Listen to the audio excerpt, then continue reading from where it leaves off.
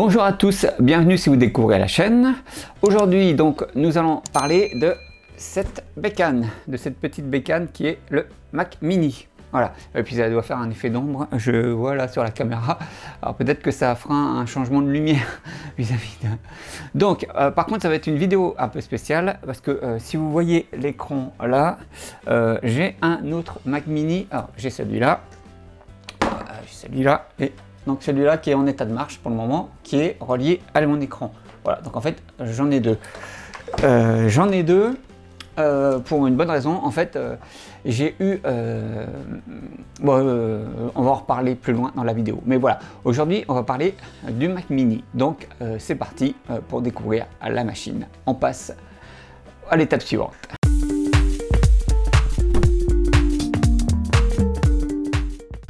Ouf, ok, alors après cette intro un peu fait à l'arrache, je suis désolé. Donc je vais continuer mon explication de ce que j'avais commencé à dire dedans. J'ai deux modèles de Mac Mini parce que j'ai eu l'occasion de les choper à des très bons prix et c'était une super affaire. Je les ai eus à 120 €. Alors 120 € pièce, hein, pas 120 € les deux. Alors là, ça aurait été royal si j'avais eu ça.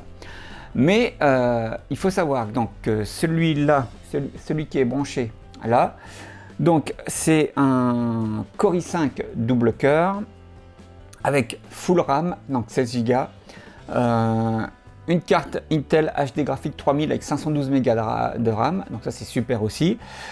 Et le processeur l'a chointé pour pouvoir l'upgrader en Catalina. Je ne sais pas si vous verrez à l'écran, mais vous verrez que c'est Mac Catalina en 10.15.7. Donc il l'a chointé en mettant un SSD de 512 Go pour pouvoir mettre Catalina. Donc je veux dire, un Mac Mini Core i5 double cœur à ce prix-là, voilà, c'était imbattable, surtout voilà, avec un SSD de 512 Go, full RAM, etc. Donc moi je l'ai chopé tout de suite. À la base, je voulais me le garder pour moi parce que j'utilise ponctuellement du Mac avec mon PC, mais j'ai un iMac 21 pouces. Et puis finalement, voyons maintenant la puissance des Mac Mini qui sont aussi balèzes que les iMac. En fait, je vais me débarrasser de mon iMac 21 pouces. À la limite, je le mettrai en vente sur la chaîne, hein, s'il y en a qui sont intéressés. Alors je ne vais pas le mettre en vente très cher. Il marche très bien, il est full RAM aussi, et puis c'est un Core i3 je crois, lui, peut-être pas un Core i5, à 2,3 GHz aussi je crois, enfin c'est dans les mêmes eaux que le Mac Mini. Enfin bon, il tourne bien, mais on verra ça plus tard. Pour le moment on va pas parler d'iMac. Donc moi j'utilise cet iMac ponctuellement pour faire mes petits trucs que j'ai besoin de faire sur Mac.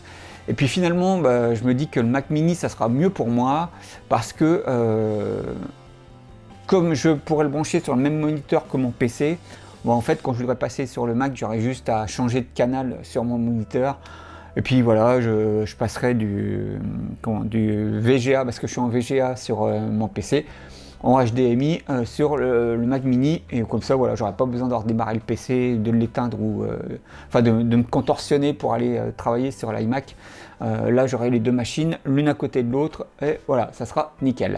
Mais donc, ce n'est pas celui-là que je vais garder. Moi, je vais me garder celui-ci, en fait, qui est un autre Mac Mini et qui va être décrit dans cette vidéo. Alors, je crois que c'est un Core i5 aussi à 2,5 GHz peut-être. Il est peut-être plus puissant, mais je sais que il a été chointé aussi, mais lui par contre a été chointé avec un SSD de 256 Go. Et il est en MacOS 10.14. Donc je m'arrête là pour l'explication, parce que là déjà j'ai parlé un peu de trop. Donc on va laisser de côté ce modèle là, surtout qu'il est réservé à une personne, donc je le configurerai et je vais lui donner, et puis voilà, donc moi je ne le garde pas celui-ci, je garde que l'autre qui est voilà, pour moi. Donc j'arrête là, je coupe, et donc on va passer au Mac Mini, voilà, que je dois décrire dans cette vidéo. A tout de suite. Le Mac Mini Core i5 cadencé à 2,3 GHz sorti dans le courant de l'année 2011 succédait au Mac Mini Core 2 Duo à 2,66 GHz. Il possède toujours sa robe en aluminium et n'a plus de lecteur optique. Il possède 16 Go de RAM qui est le maximum de mémoire pour ce modèle. Une carte graphique Intel HD Graphics 3000 avec 512 Go de RAM. Le modèle que je vous présente a également un SSD de 512 Go et a été bidouillé pour avoir macOS 10.15 Catalina. Mais de ce fait, le système est figé définitivement. Sans modification, le Mac Mini Core i5 à 2,3 GHz accepte macOS 10.13 High Sierra. Allez, on passe à la suite de la vidéo.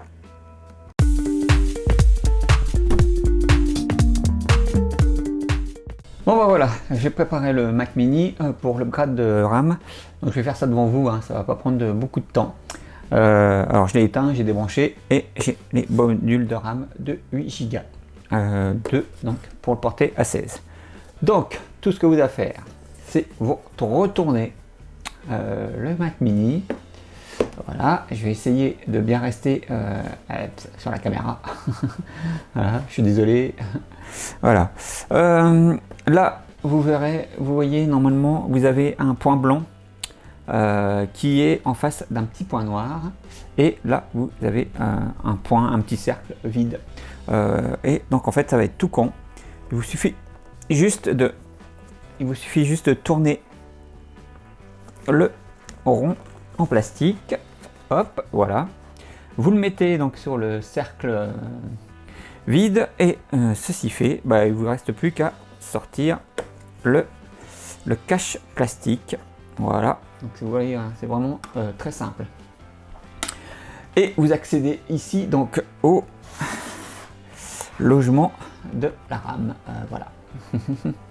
Donc c'est tout son, c'est vraiment très bête. Voilà. Je vais peut-être faire un petit, je vais, hop, attendez, voilà, on va s'avancer un peu. Voilà, vous allez voir un peu mieux comme ça. Hop, je cadre, hop, voilà. Donc, après, hein, c'est très simple, hein, vous enlevez les modules. Voilà. Hop, le premier. Et le second. Voilà, donc vous avez là, vous avez des petites barrettes en métal en fait qu'il suffit d'écarter. Voilà, vous les écartez et ça libère les modules de RAM. Voilà. Donc les deux logements sont voilà. Hop, et vous voyez.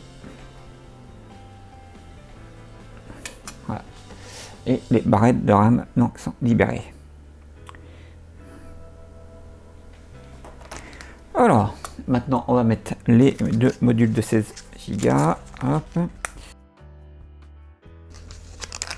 En espérant que ça fonctionne bien. Donc voilà.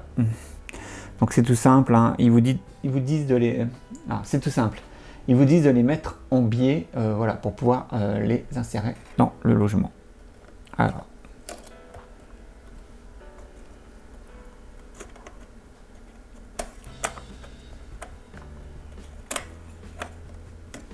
Voilà, donc vous voyez, et moi je l'ai positionné, maintenant je vais le mettre.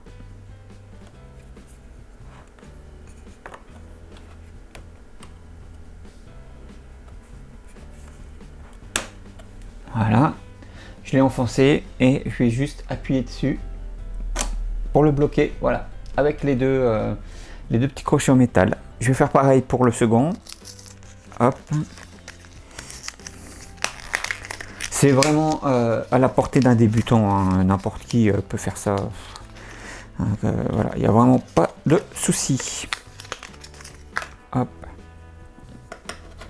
Voilà, j'ai ma main qui cache tout, mais je ne sais pas faire. Donc hop, si je fais comme ça, peut-être que vous verrez. Donc hop, vous le positionnez. Hop, voilà, vous le positionnez, vous enfoncez. Voilà, il est enfoncé et ensuite il vous suffit juste d'appuyer pour l'enclipser sur les petits picots en métal. Voilà. Donc il est upgradé avec 16 Go de RAM. On va redémarrer et on va voir si ça fonctionne. Voilà. Je remets le capot. Donc je retourne le Mac Mini, hop, pour que vous voyez ici les deux. Hop, je cadre. Voilà. Donc, pour que vous voyez ici les deux. Hop, je le remets en face du cercle vide et hop, voilà. Je vais retourner. Et maintenant, voilà, il est remis.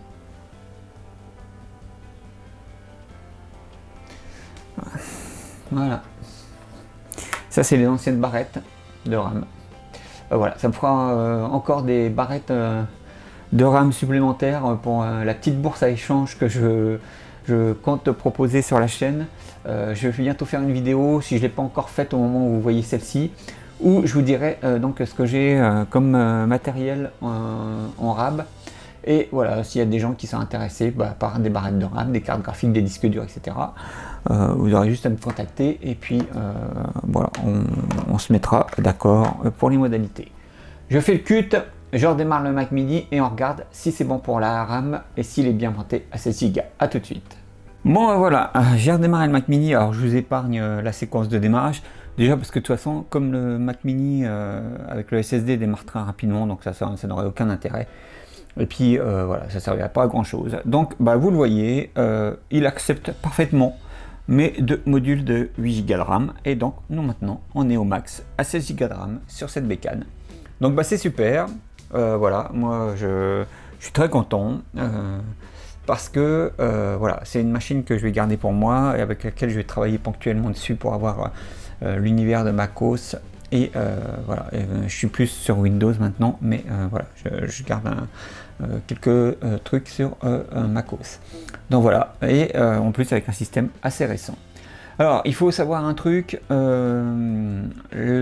celui-ci, avec la 10.14, Google Chrome fonctionne parfaitement. Je l'ai téléchargé, je l'ai lancé, après je l'ai retiré parce que c'est pas mon navigateur préféré. Moi je suis un pro Firefox à fond les ballons. Voilà, je trouve que c'est le meilleur navig parmi ceux proposés, que ce soit Safari, Opera et tout ça. Et voilà, j'adore Firefox.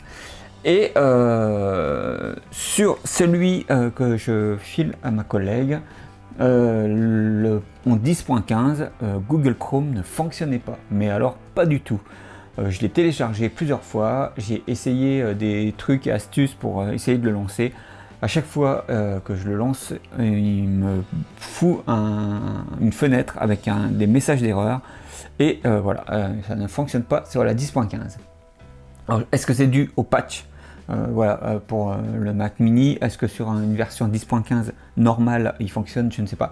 Mais j'ai pu constater quand même sur le net qu'on parlait de problèmes de compatibilité de Google Chrome avec les récents systèmes d'Apple. Et comme il se renvoie à la balle et qu'il n'y a pas de nouvelle version de Chrome, bon voilà. Après, moi ça me...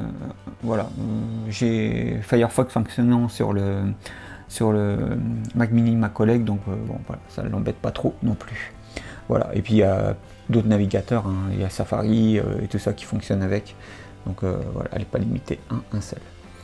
Donc je vais arrêter ici le blabla. Donc c'est super, j'ai deux modules de barrette de 4 Go, voilà, en 1333 MHz. Alors c'est le seul truc que je vais terminer là-dessus pour conclure cette partie, c'est que quand vous achetez de la RAM, pensez bien à regarder la vitesse et le type de RAM pour votre machine.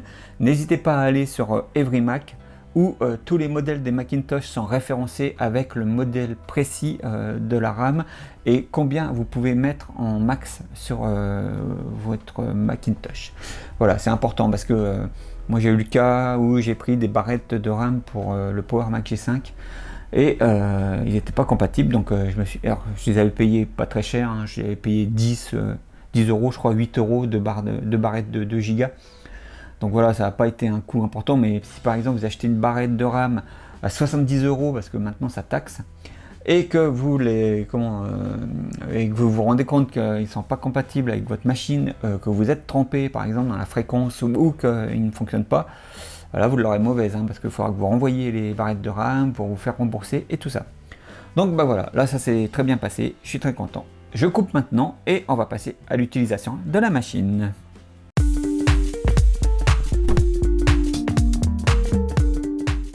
Alors, nous revoici pour l'utilisation de la machine.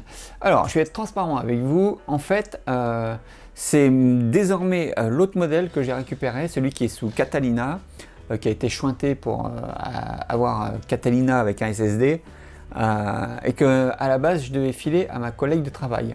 Parce qu'en fait, j'avais pas testé le Wi-Fi. Et elle s'est rendue compte quand elle a voulu l'utiliser que le Wi-Fi ne marchait pas. Donc voilà. Donc il y a un problème avec le Wi-Fi sur ce modèle. Alors ça ne doit pas être un problème matériel, hein, parce que il détecte les réseaux et en fait c'est quand on essaye de se connecter qu'il nous dit voilà, la connexion n'a pas pu se faire, faites un diagnostic de votre connexion, nani nana. Donc j'ai pas plongé plus que ça le nez dedans. Voilà, j'ai pas trop le temps en ce moment, mais donc voilà, j'ai récupéré moi ce modèle pour moi, et donc finalement je lui ai donné l'autre modèle qui était sous la 1014. Voilà, donc il y a eu un petit échange de machines entre le tournage des différentes séquences vidéo. Parce que je le répète, hein, je ne tourne pas tout d'affilée, et des fois il y a plusieurs semaines, voire des jours, plusieurs semaines, voilà, où entre deux séquences, et donc voilà, là pour tourner l'utilisation, il y a eu plusieurs semaines qui se sont passées, et donc voilà, j'ai changé la machine. Vous savez tout, donc je quitte ça, hop, et maintenant on va regarder ce qu'on peut faire avec cette machine. Alors, donc du coup, je l'ai connecté sur le net via le câble, en filaire, en Ethernet. Et oui, ce que je voulais vous dire, c'est que ce modèle-là aussi a un autre problème avec la 10.15, c'est qu'il n'arrive pas à faire tourner Google Chrome. Quand je télécharge Google Chrome et que j'essaye de le lancer, ça ne fonctionne pas. Donc voilà.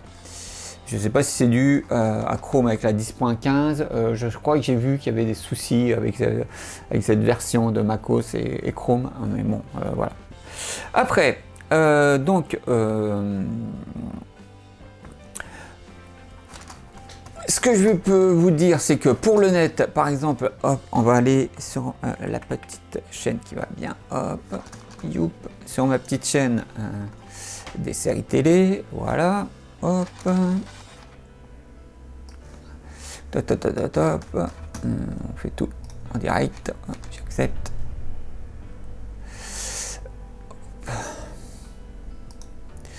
Donc vous le voyez, voilà, vous n'avez pas de problème pour aller sur YouTube, donc vous pourrez surfer et on va regarder ça ensemble. Mais hop, si je lance une vidéo, alors, on a la publicité évidemment. Hop, on passe. Voilà.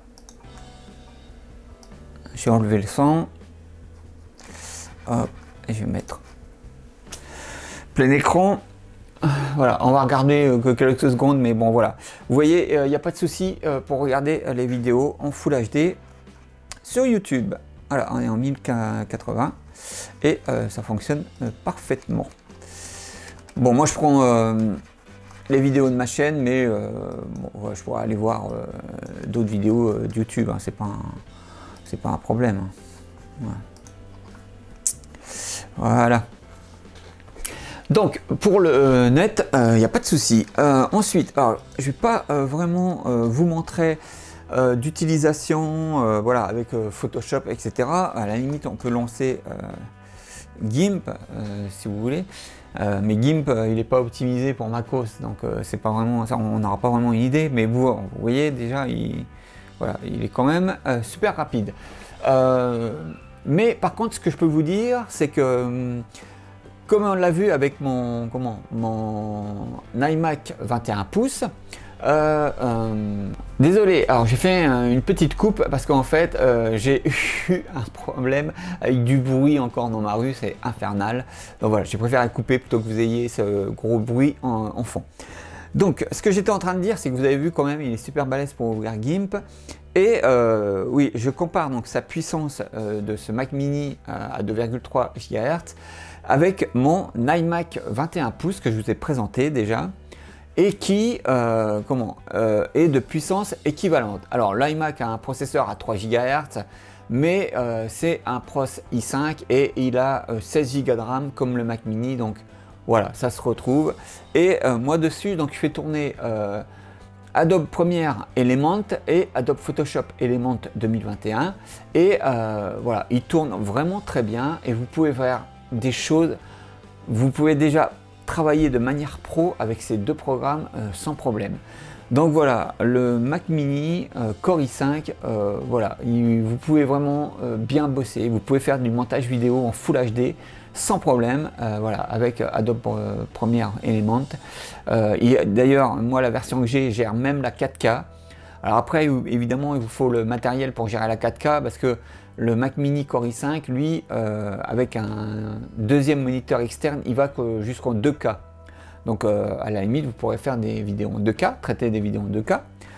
Après, je ne veux pas dire d'ânerie parce que je ne me connais pas trop dans le domaine du montage vidéo 4K, 2K, etc. Moi, pour le moment, tous mes montages, je les fais qu'en Full HD. Et voilà, j'ai vraiment aucun problème. Toutes mes vidéos en Full HD, voilà, c'est rapide. Alors évidemment, si vous faites des vidéos comme moi, ça arrive des fois avec certains Mac qui prennent 1 heure. Quand vous allez générer le fichier, voilà, ça va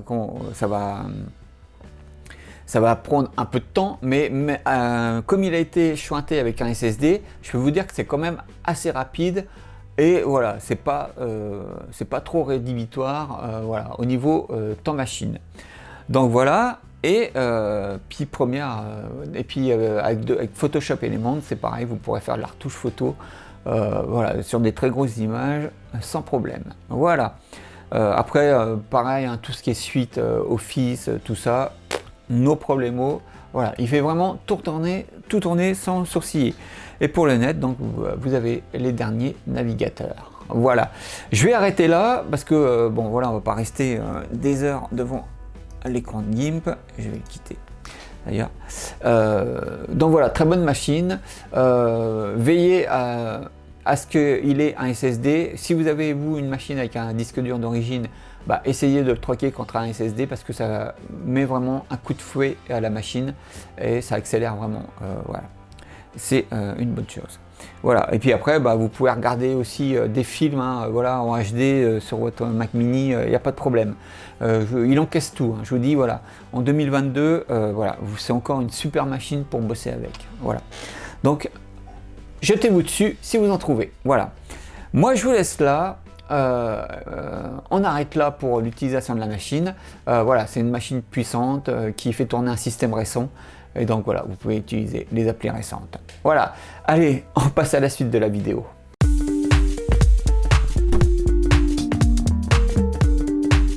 Alors, pour conclure cette vidéo sur le Mac mini Core i5 à 2,3 GHz, eh bien, moi ce que je peux vous dire, c'est que dans cette petite boîte en aluminium, il y a vraiment encore de la puissance en 2022, donc vous pouvez y aller sans problème. Gonflez-le en RAM au max à 16 Go. Et si vous tombez sur un modèle qui a déjà un SSD, c'est nickel, mais si vous pouvez rajouter un SSD, allez-y, ça accélère vraiment la machine. Voilà, et vous avez une machine qui est puissante à la base, encore plus puissante. Après, alors je ne vous ai pas vraiment montré d'utilisation sur la machine, mais en fait, comme je l'ai dit, je le compare à mon iMac 21 pouces, qui est un peu plus rapide au niveau processeur à 3 GHz, mais il a un Core i5 et 16 Go de RAM, donc voilà, c'est à peu près la puissance équivalente. Et voilà, je fais tourner dessus Adobe Premiere Element et Adobe Photoshop Element, et vous pouvez déjà vraiment bien travailler avec ces deux softs si vous faites du montage vidéo. Adobe Premiere Element est vraiment très bon.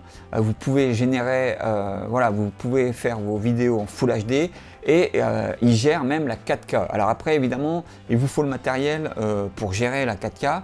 Le Mac Mini Core i5, lui, ne gère que la 2K sur un deuxième moniteur. Donc vous serez limité à ça. Mais je crois que vous pouvez quand même traiter et créer des vidéos 4K sous Adobe Premiere Element, même si vous n'avez pas un écran 4K. Et voilà, si vous faites une chaîne YouTube, les gens verront, eux qui ont un écran 4K, verront vos vidéos en 4K. Je ne voudrais pas dire de bêtises, s'il y a des vidéastes sur la chaîne, n'hésitez pas à confirmer ou à me dire si je raconte des âneries. Voilà. Vaut mieux être sûr. Mais je crois que si vous pouvez quand même générer vos fichiers 4K, même si vous n'avez pas tout le matos pour le gérer. Voilà. Après, bon, vous l'avez vu pour Internet, il n'y a pas de souci du tout. Vous avez tous les navigateurs récents. Alors moi, il ne tient pas Chrome, mais voilà, sur les autres modèles en 10.13, etc., Chrome fonctionne très bien. Vous avez Firefox, la dernière version et tout ça. Donc voilà, il n'y a pas de souci. Vous pouvez regarder vos vidéos en Full HD sur YouTube, aller sur Twitch. Voilà, vous n'avez aucun souci pour le net. Donc voilà. Et bah voilà, moi donc tout ce que je peux vous conseiller, c'est que si vous tombez dessus sur le bon coin pour pas trop cher, achetez-le, vous ne le regretterez pas. Après, je le rabâche toujours, si pour le même prix vous voyez un Core i7 ou plus puissant, voilà, jetez-vous dessus. C'est toujours mieux d'avoir un modèle plus balèze. Voilà. En plus, moi ce que j'adore avec les Mac mini, c'est qu'ils sont compacts et puissants. Je crois qu'en plus c'est le premier Mac qui a eu la puce M1, je crois, je ne voudrais pas dire d'ânerie. Donc voilà, c'est vraiment des bonnes bécanes. D'ailleurs, à ce propos, le Mac Mini M1, je le testerai sur la chaîne. Alors quand, je ne sais pas, parce que c'est pas ma priorité, moi, de tester les dernières machines d'Apple sur la chaîne. Voilà, mais voilà, je tenais à vous le dire, le Mac Mini M1 sera testé sur la chaîne. Voilà. Pour les iMac, ça sera un peu plus... Je sais pas, honnêtement, parce que les derniers iMac, moi, me plaisent pas du tout, hein, je vous le dis. Voilà, je crois que je vous l'ai déjà dit. Voilà, je suis pas du tout hypé par cela. Voilà, moi, je trouve ça rédhibitoire qu'ils aient remis un gros bloc d'Alim avec Internet à côté de la machine. Bon, voilà, c'est encore un truc qui va se poser au sol ou qui va prendre la poussière. Enfin bon, voilà, on a vu avec vous le verrez avec le Mac Mini Core 2 Duo, mais c'est exactement, ils ont refait le même truc dans les années 2000, c'est affolant. Bon voilà. Enfin bon, après c'est un avis très perso. Voilà, je vais arrêter là. Voilà. Donc bah voilà, Mac Mini Core i5 à 2,3 GHz, très bonne machine. Si vous en voyez, jetez-vous dessus. Voilà, pour un prix raisonnable évidemment. Sur ce, j'arrête mon blabla, je vous donne rendez-vous dans une prochaine vidéo, prenez soin de vous, ciao!